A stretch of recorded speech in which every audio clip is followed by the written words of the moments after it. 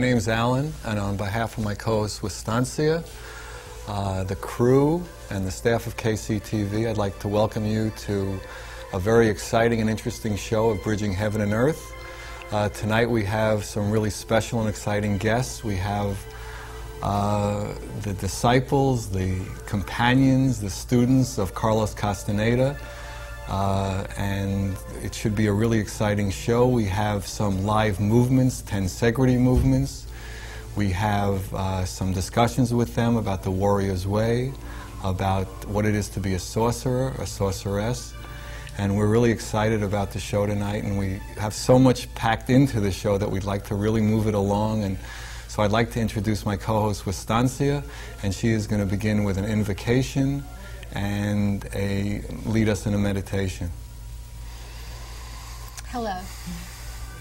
And so maybe we can begin by surrounding ourselves with light and putting our awareness on our heart as we call forth the energy and the love and the beauty of the angels and the masters, and we call forth to our own I Am presence, that nucleus of our being that contains all wisdom and all the love of the masters, as we ask that our body receive the light and that our cells within our bodies open up and let go of old programs and just relax and be transformed.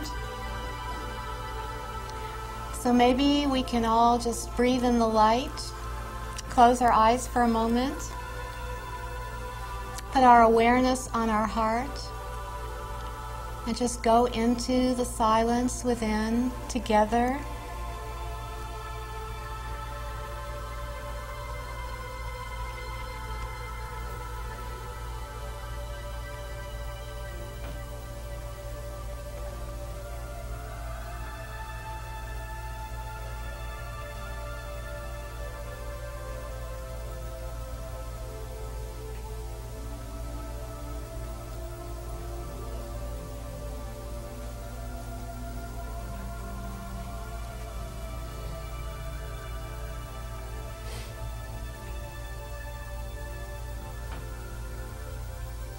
There.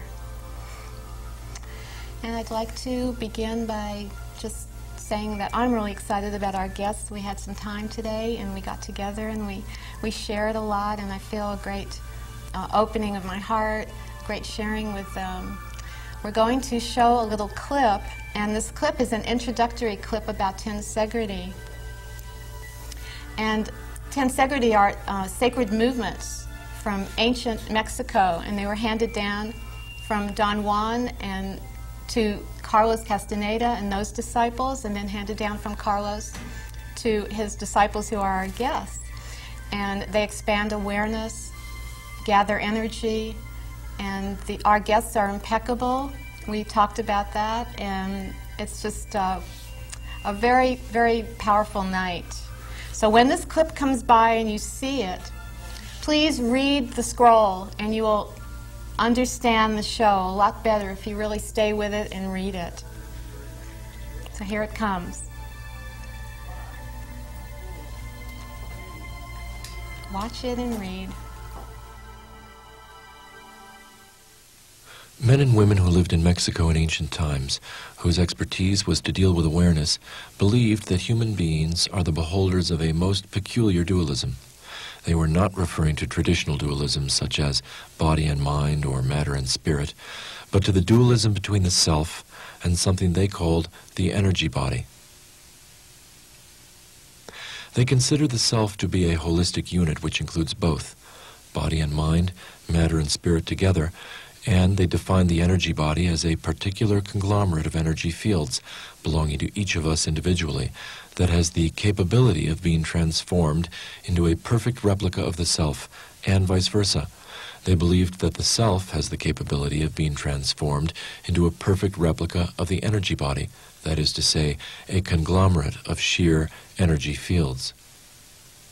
Those men and women of ancient Mexico invented and developed a series of movements which helped them to store enough spare energy to accomplish this dual transformation.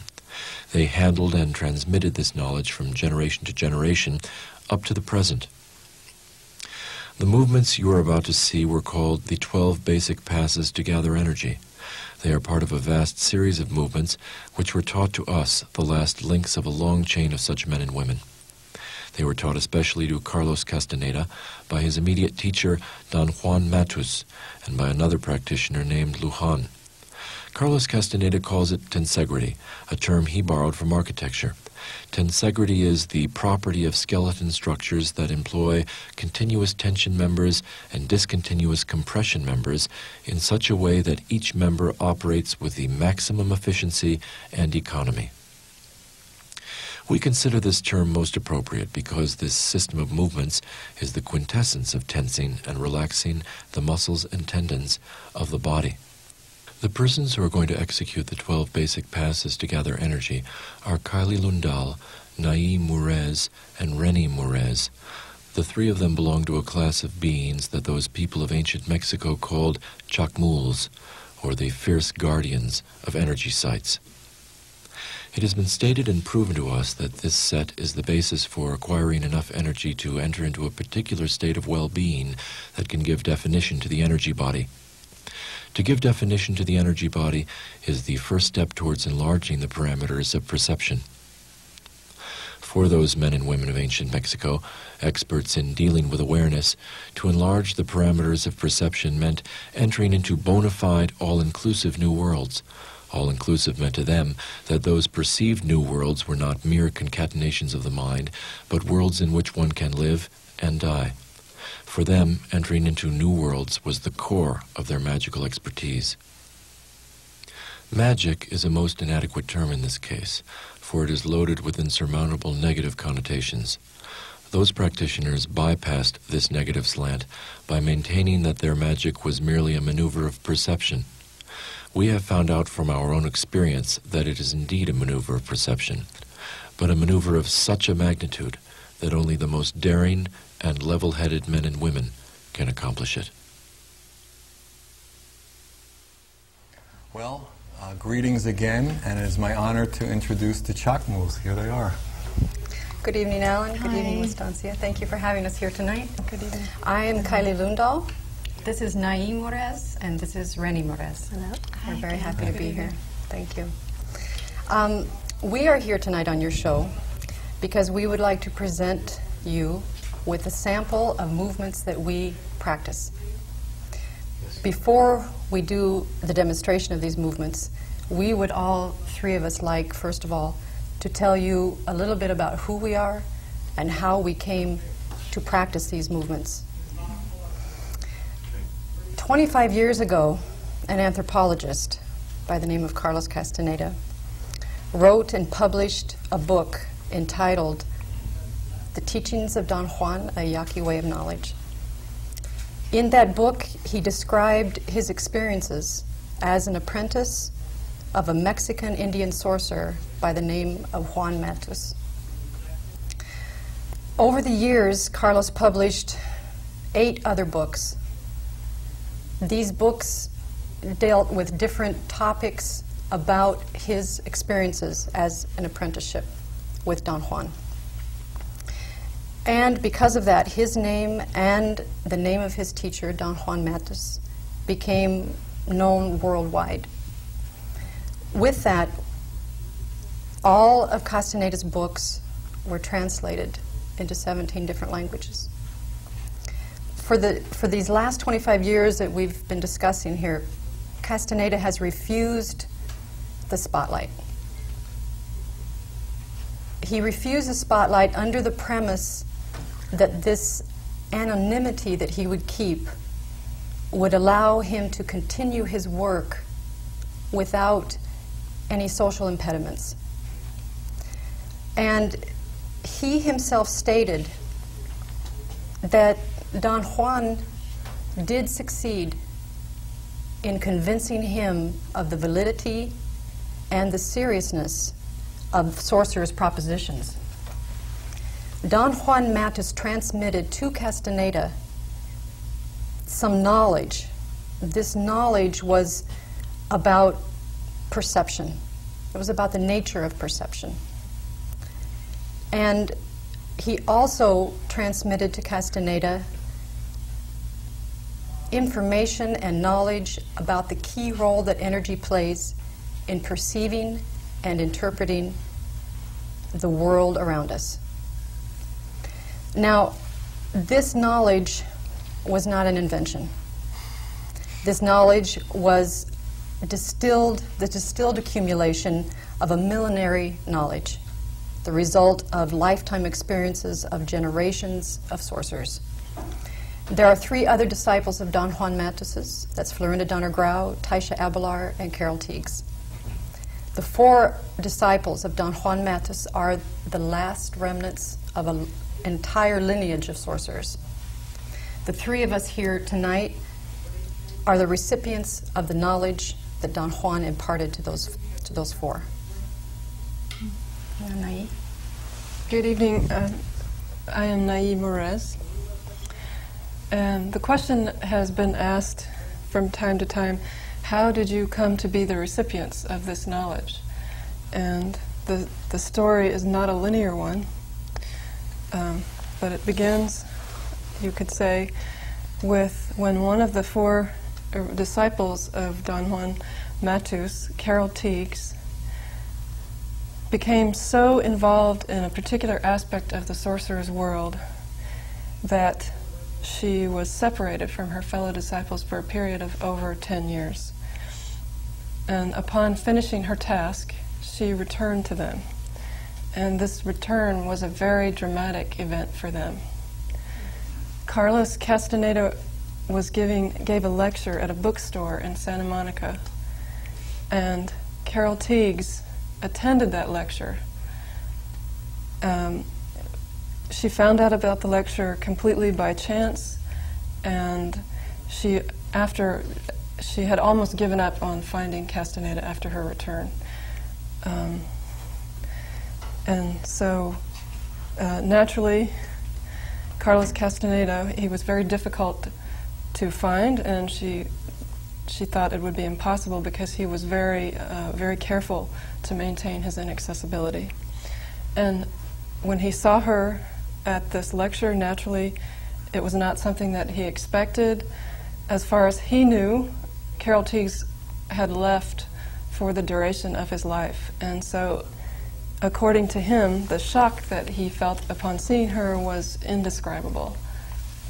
And the force of this event was so extraordinary for the sorcerers, the students of Don Juan, that it influenced them to do something that they call opening the doors of the sorcerer's world that had been before that closed.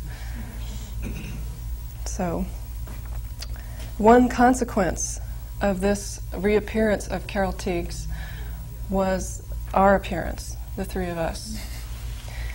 And you could even say that Carol Teagues herself brought Rennie Merez, because Rennie also attended that same lecture and was sitting next to Carol Teagues.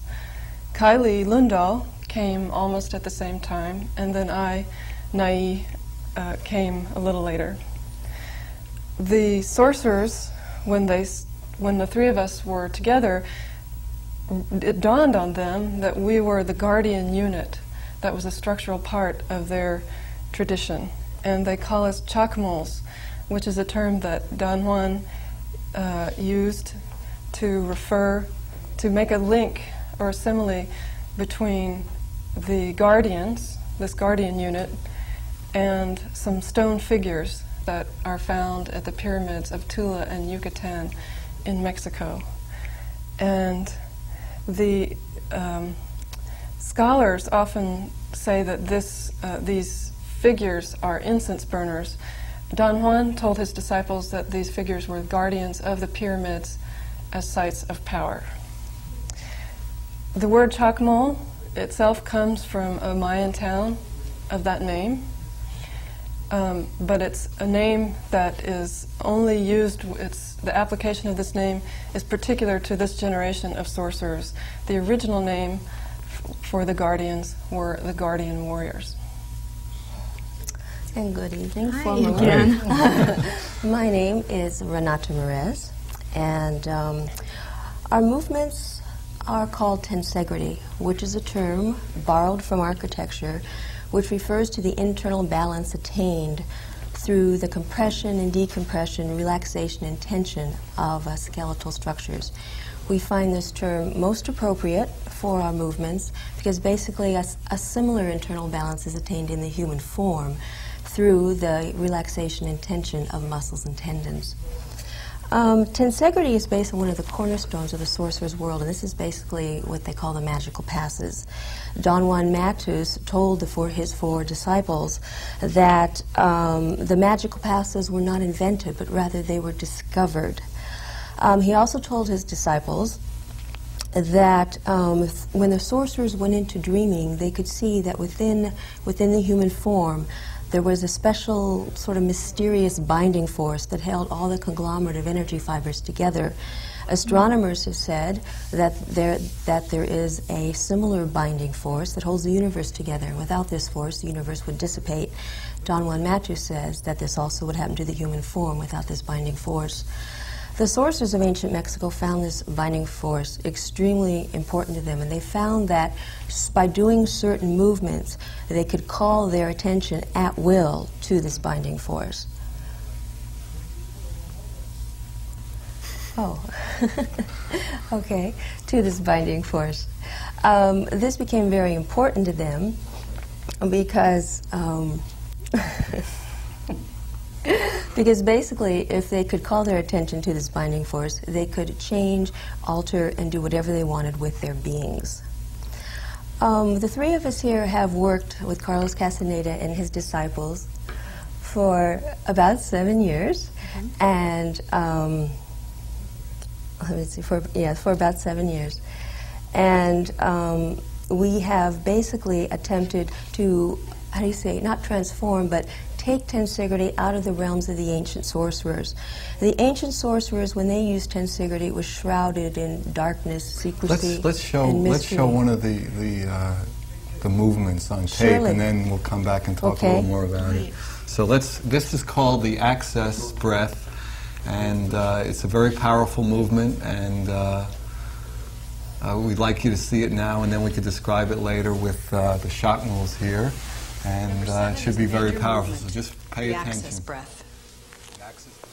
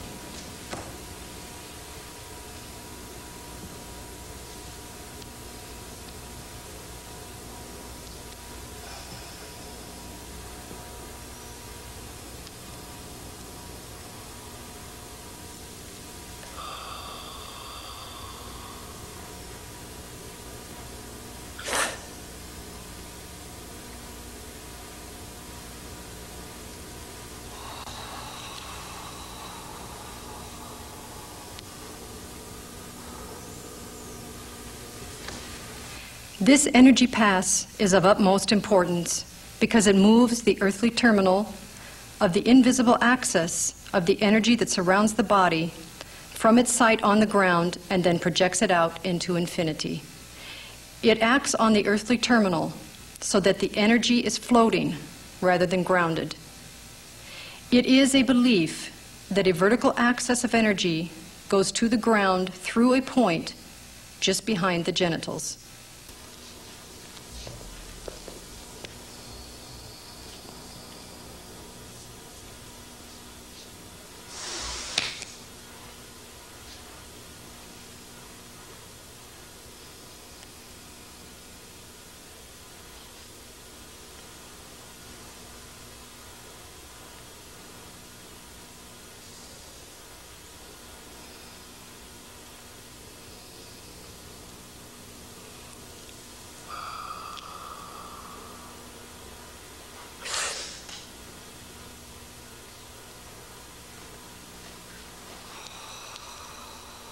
Welcome back. I want to immediately go into a question that I've been wanting to hear the answer to, and that is that I understand that Carlos has mentioned that there is very little time for us left. Kylie, can you tell me what that means, what he's referring to your understanding? Yes, that question has actually two aspects to it.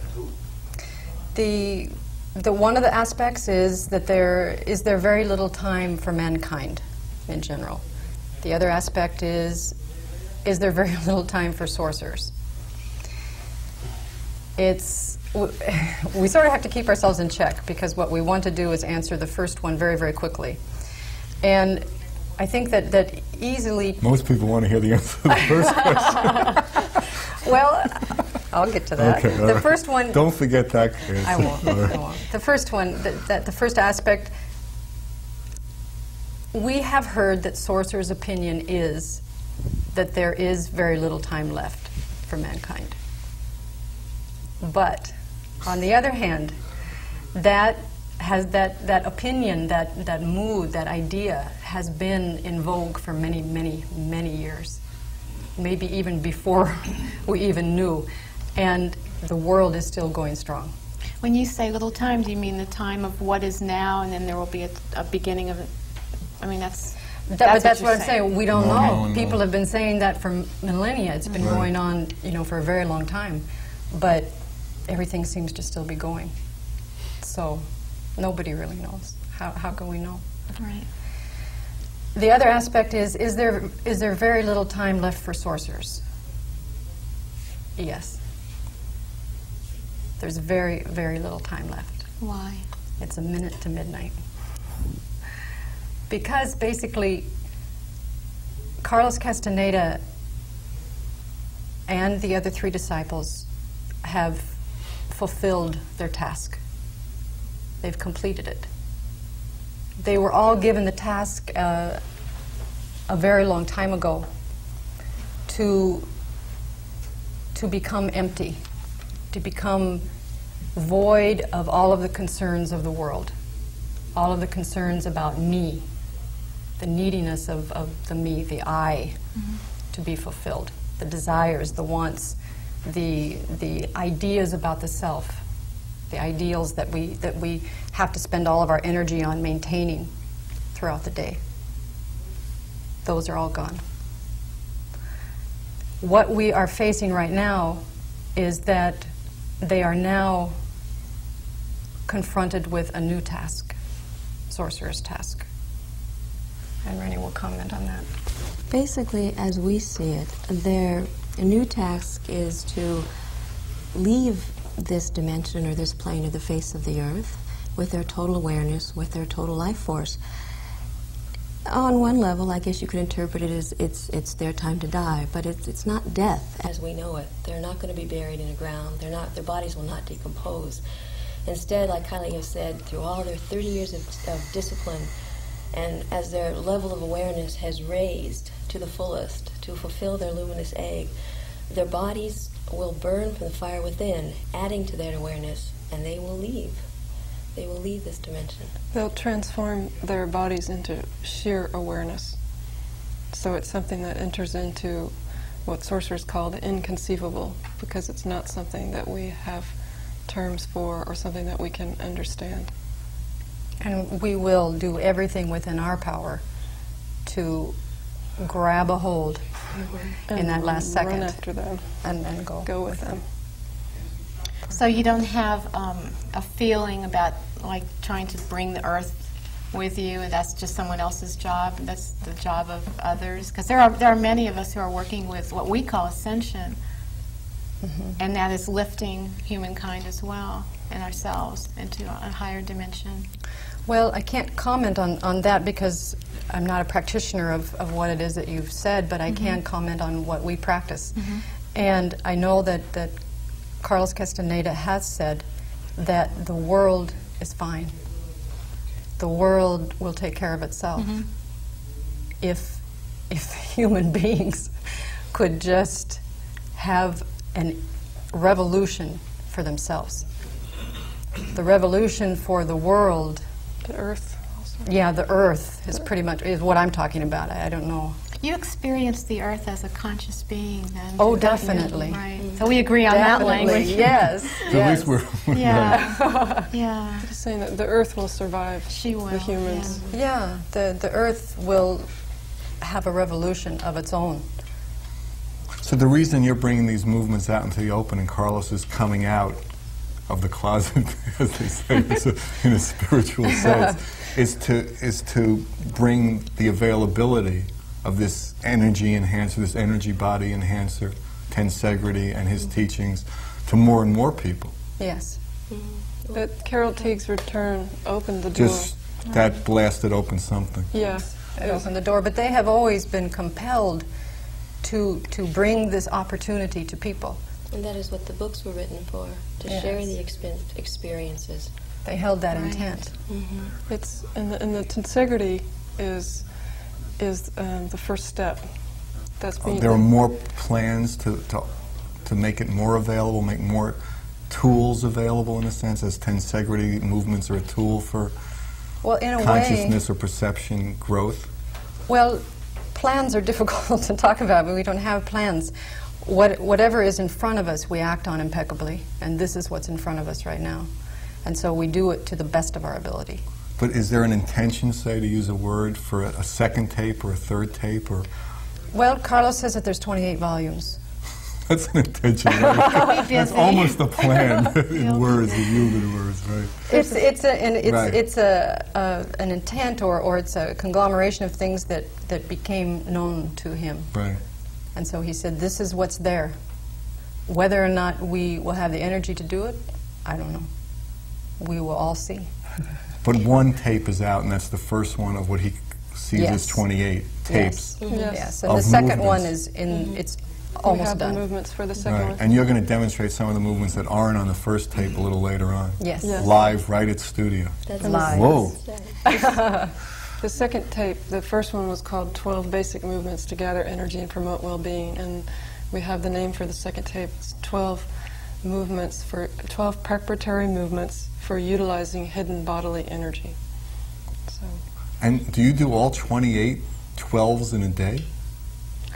Like each of you in your life, do you? I mean, do you like, you know, do some people these? do yoga and they do 12 exercises. I mean, do you do 28 times 12 every day? Oh, there's more than that. There's millions. You don't do Millions. millions every day, don't kid me. we do as much as we possibly can. Well, and you know, that brings up And the is there whole a certain idea. order?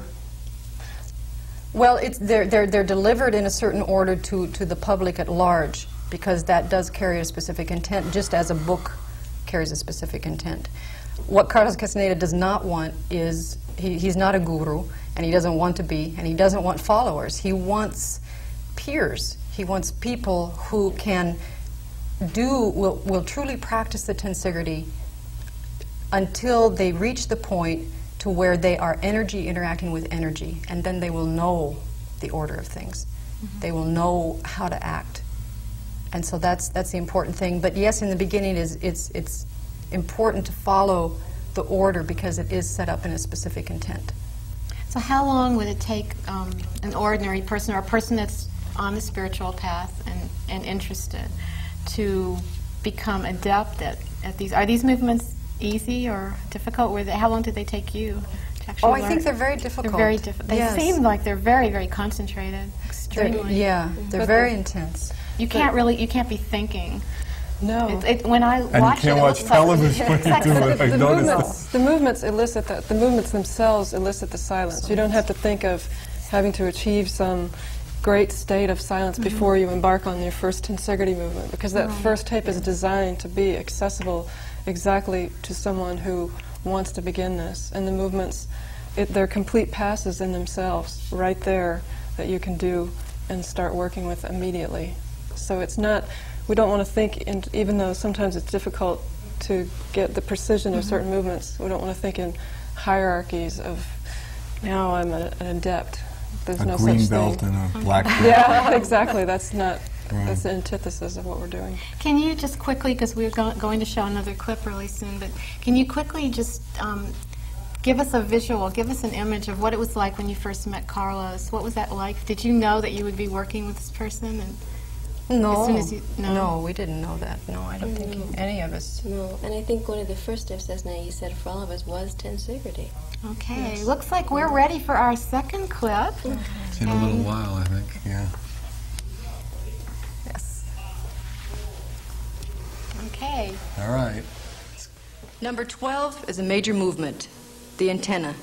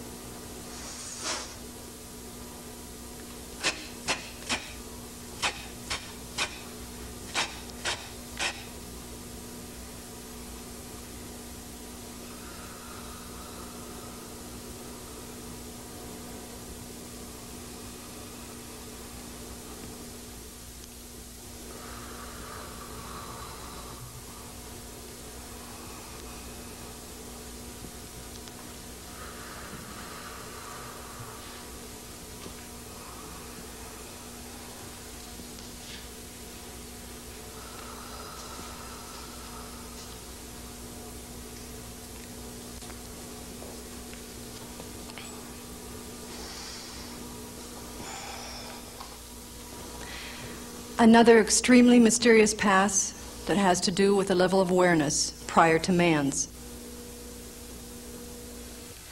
The men and women of ancient Mexico maintained that there is an enormity of energy in the universe coming from silent and invisible sources, dead stars. This pass allows one to utilize it.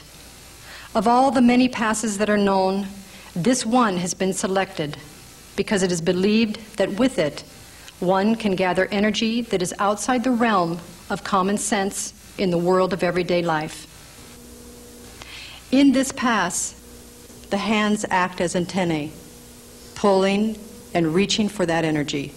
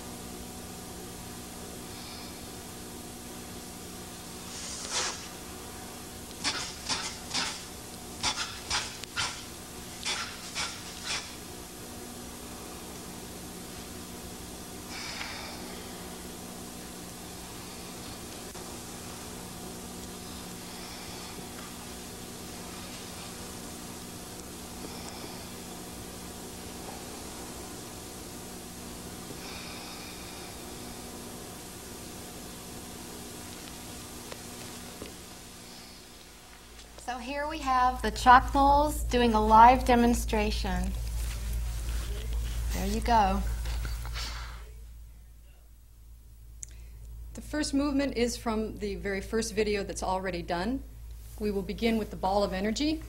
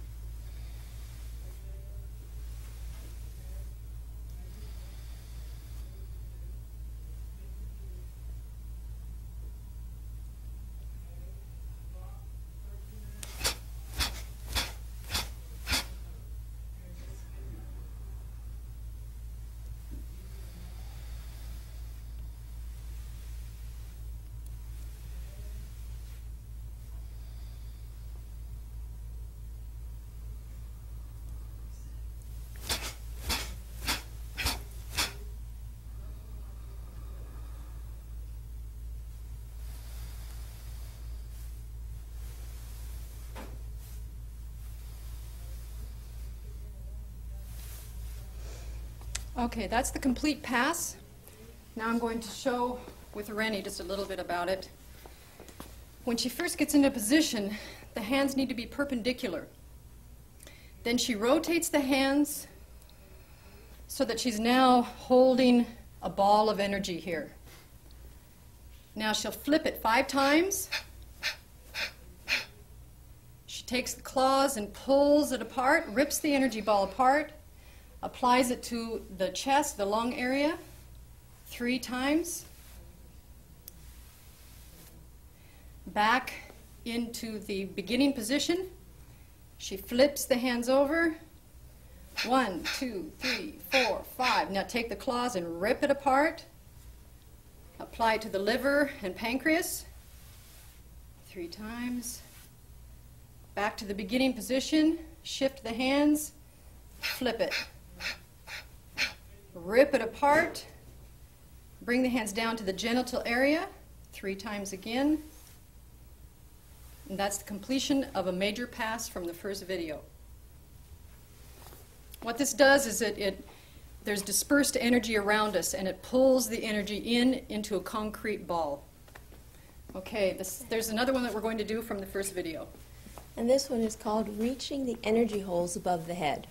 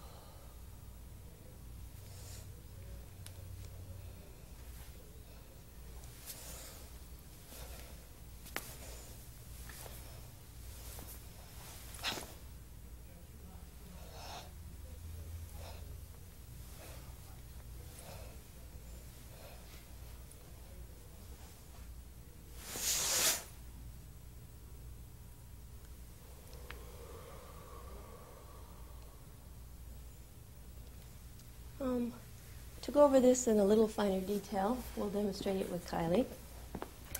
Basically, you make 3 small curls at the hip area inwardly with your hands. Then you make 5 inward spirals up.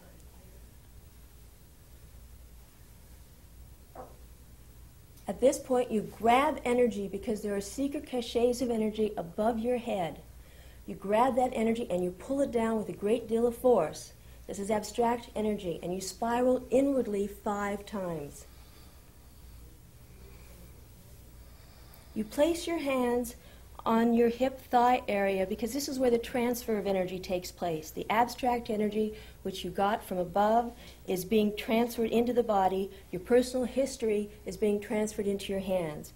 Now you shoot your personal history up into infinity to get it out of the body.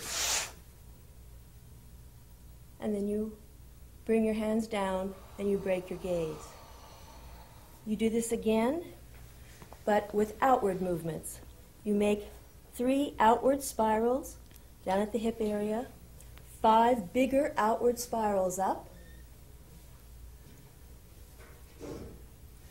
You grab energy again. You bring it down with force by spiraling outwardly 5 times.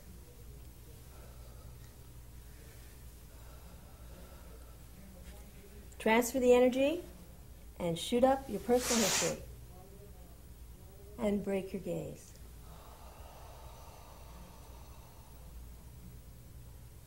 Now we're going to move on to some of the movements that will be on the second new video. Okay, the first movement that we'll show you from the second video is called the Pyramid of Energy for the Head.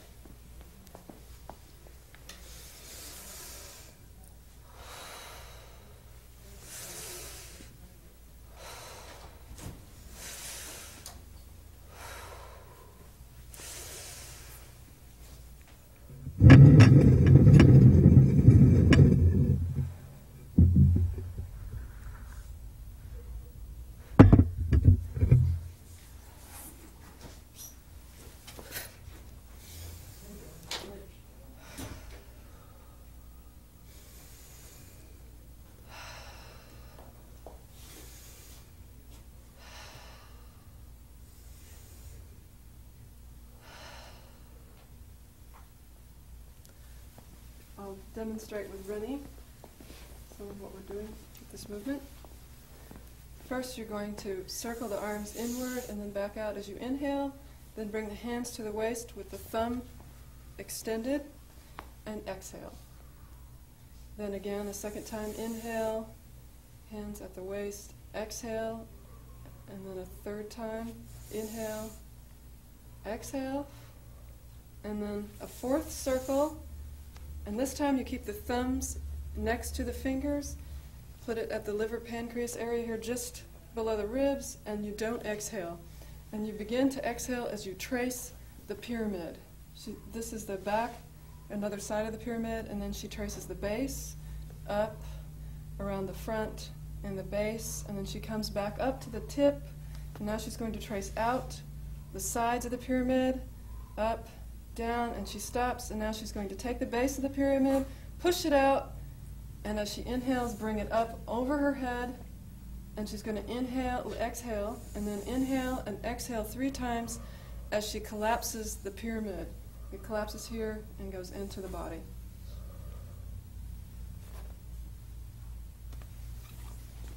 Okay. The second new movement is called the Little House of Energy. Okay.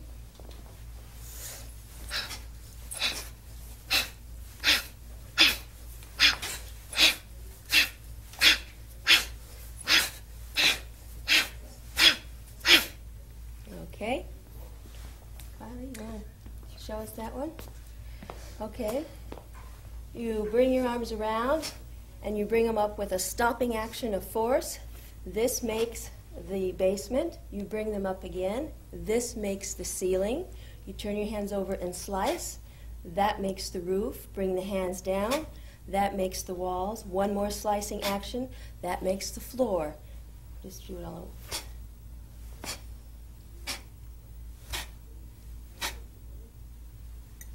Okay. The third one is called the Sorcerer's Breath.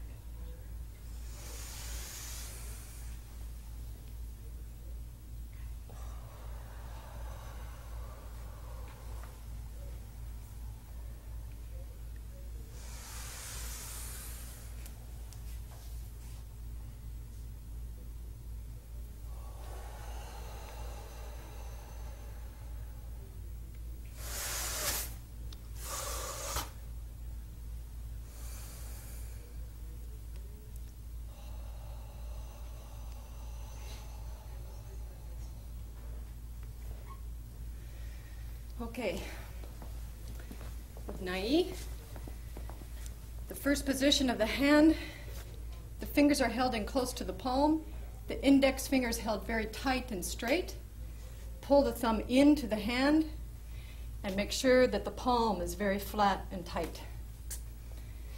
You start with the right hand.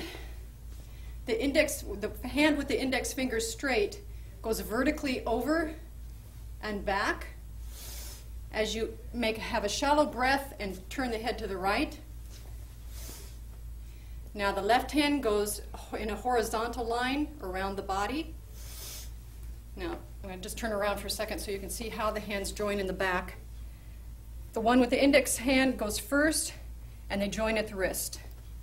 You can turn back. You pause for a moment at this point and then you slowly inhale as you lean down, bending at the waist and the legs, pulling the hands and the arms as high up on the back as you can. Now you slowly exhale as the fisted hand comes around horizontally to the front. Continue the exhale as the index-fingered hand comes around to the front in a vertical fashion. Now you pause for a moment and inhale as you slowly stand up and roll the arms up. Straight up over the head. Stretch the torso very, very far. Now exhale as the hands slowly come down. Pause for a moment. Now inhale as you circle around. And exhale as you circle in the opposite direction. Now inhale as you push the hands out 1.5 times. Exhale for the last 1.5 times. Now you repeat on the left side. Vertically back, fisted hand horizontally back. Exhale as you look at the horizon, stopping at the center. Now inhale as you lower yourself and raise the arms up over your back. Pause for a moment. Exhale as the fisted hand comes around horizontally to the front. Continue to exhale as you bring the other hand vertically back. Pause. Now inhale as the hands roll up the body. Stretch the torso. Now exhale as you bring the hands down. Inhale. Exhale. Inhale. Exhale. That's it. That's it for now. Shall we come back? Yes.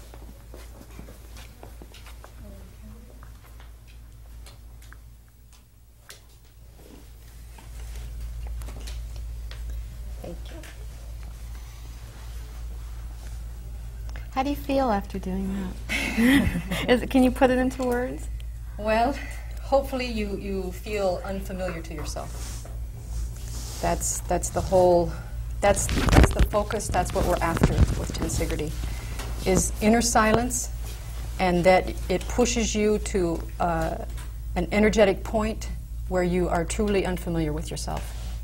So that as you move through the day and you act from the position of freedom, not from the position of something that was ideas about yourself, belief systems and things like that were not, that you did not ask for.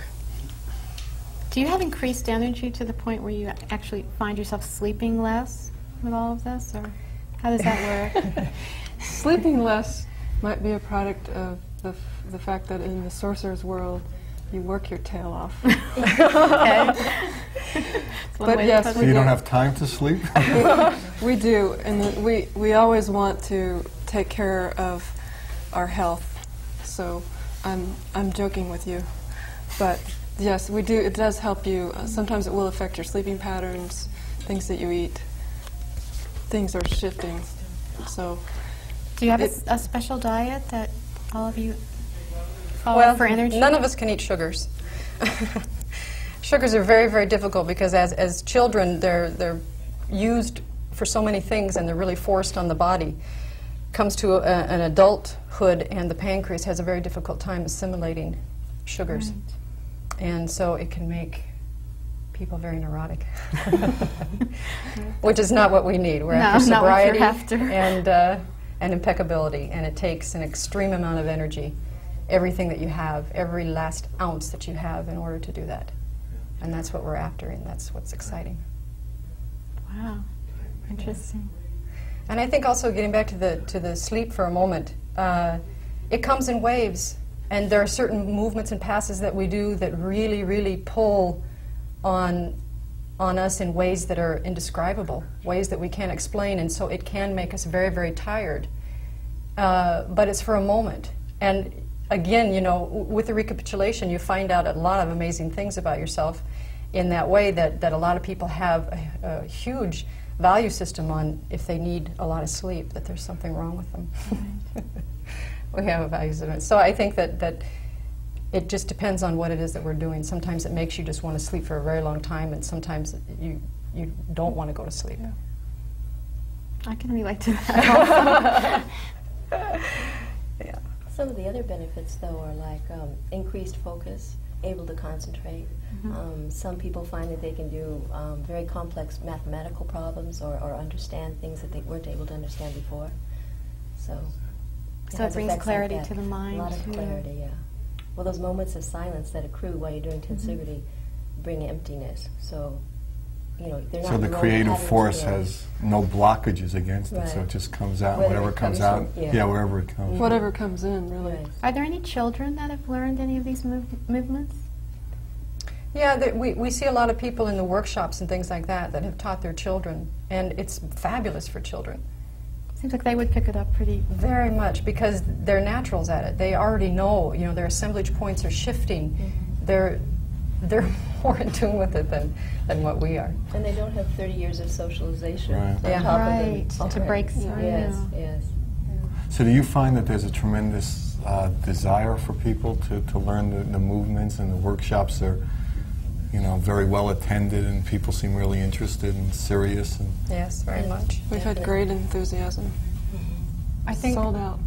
sold out concerts. Standing room Full, only. yeah. We've had it really holds the hope of the sorcerer that there is a desperation in the human spirit that knows that as sentient beings who are going to die, that we have lost that awareness. We've lost that heritage, in a sense, and that we are not aware that we are beings who are going to die. Otherwise, we would not act in the way that we do. Well, I'd like to, thank you all for coming. thank Thank you you very much Exciting for having day. Very us. It's really interesting. Thank you. exciting It's and wonderful being interesting. here. Thank you. And I'd like to tell you about next week's show, where we have a poet and a singer, which also should be a beautiful and exciting show.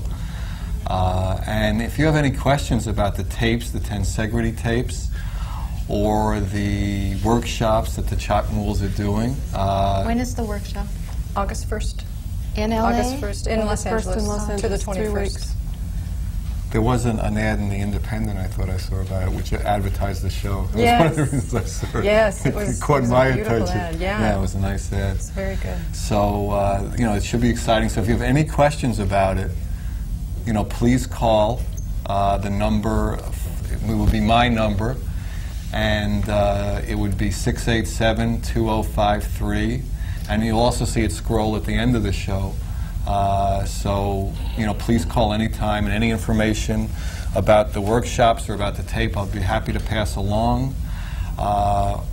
Also, we're all interested in next week's show.